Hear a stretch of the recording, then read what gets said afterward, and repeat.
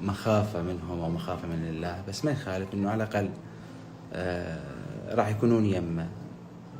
ودائما نشوف إنه الوالدة قد ما تكون أو الوالد قد ما يكون هو ضايج همهم ويلومهم، ورا ما يسمع إنه جاء اتصال من ابنه أو إذا إجا زاره يفتح بوادر الرحمة وبوادر الخير، وينسى كل الألم وينسى كل الكلمات اللي قالها علي ابنه، ويقول خلاص إنه هذا ابني وأرجع وياه. فالحمد لله والشكر على كل شيء.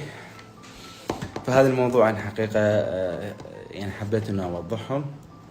فعبد الله يوفقكم إن شاء الله، يطول بعمركم، وإن شاء الله يا ربي إن شاء الله يا رب إنه دائما ما يعم الأمن والأمان بلدنا الحبيب، وإن شاء الله إنه دائما إنه أيامنا كلها أيام حلوة وما بيها كل مشكلة. ربي يخليكم.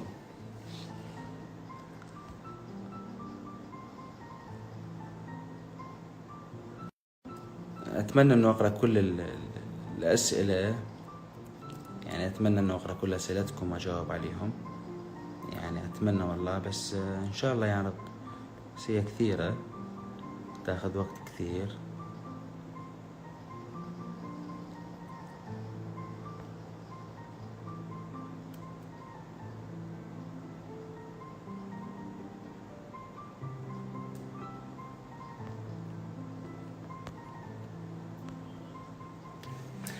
تحياتي لكم، ربي يوفقكم إن شاء الله. إن شاء الله ما راح أقطع وياكم وراح أكون مستمر وياكم. ماشي بالسؤال، يعني مهم إنه أجاوب عليه. ما يكون هناك سؤال مثلا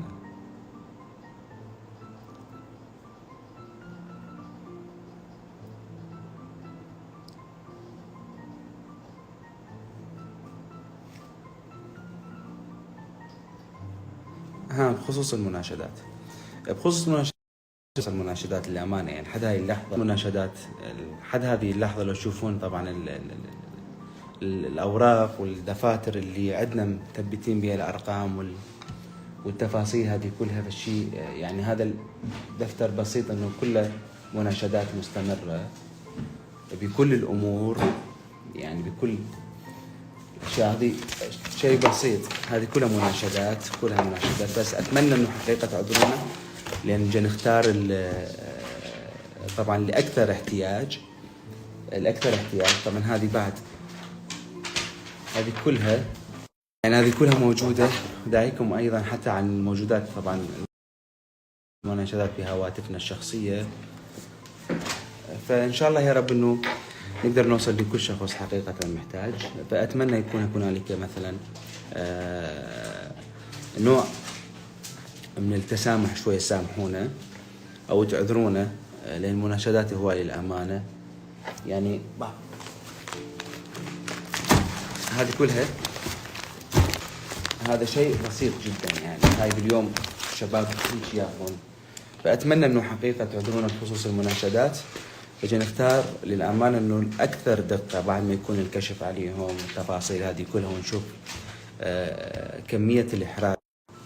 طبعا آسف إنه اتصالات تيجي وتقطع شوية الصورة. فالمهم يعني شوفون إنه هاي الكميات اللي موجودة من المناشدات. فجا ناخذ إحنا الأدق الأكثر احتياج، يعني اللي يصبر نخليه لحد ما يجي، واللي ما يصبر مثلا، يعني أقصد إنه ما يصبر مو مثلا هو مترهب وما يصبر، لا، مثلا عمليته ما تخليه يصبر، إنه ألمه ما يخليه يصبر، إنه عائلته مثلا محتاج إلى إنه يرجع مرة ثانية للعمل، مثل حلقة الجمعة اللي راح أشوفها إن شاء الله باكر. إنه شوف إنه أكثر احتياجهم كان هم أكثر احتياج. فمن هذا الباب إنه المناشدات كثيرة، وإن شاء الله يا رب نوصل لكل المناشدات بإذن الله، بإذن الله إن شاء الله. فتحياتي لكم وربي يوفقكم إن شاء الله. أشوفكم دائما بخير ومحبة وسلام، وإن شاء الله يا ربي دائما أيامكم كلها سعادة ومسرات، وأهم شيء إنه تكون عندكم راحة الضمير. اليوم الإنسان بضميره، اليوم الإنسان بضميره. لليوم الإنسان بضميره، وأكثر عذاب مؤلم للإنسان اللي هو عذاب الضمير. فأتمنى أن نفتح بوادر من هذه اللحظة، وليلة جمعة ليلة مباركة، أتمنى أنه نفتح بوادر التسامح ويا أبائنا ويا أخواننا ويا أصدقائنا ويا صديقاتنا. نفتح باب التسامح إذا كان إنه شخص زعلان عليكم، حتى إذا كان هو خطأان بحقك. ترى نوع التسامح هو مو إلا إنه يعتبر من إنه أنا نزلت نفسي وكذا، لا بالعكس، إنه التسامح هي من صفات الجميلة والجبارة والطيبة.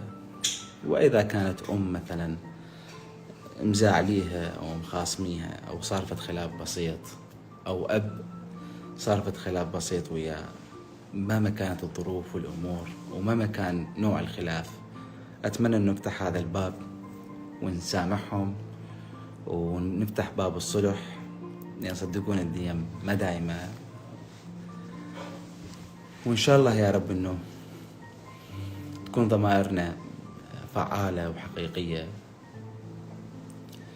لأن شنو هي الحياة؟ نتعارك ونخاصم ناس ونزاعل ناس ونحكي على ناس وناخذ غيبة ناس ونلوم ناس ونشوه سمعة ناس، ولكن بالأخير ربما الإنسان ينام ما يقعد، صح؟ أو ربما يصير عنده فد حالة معينة وفد قدر معين. فأتمنى أنه يكون طيب القلب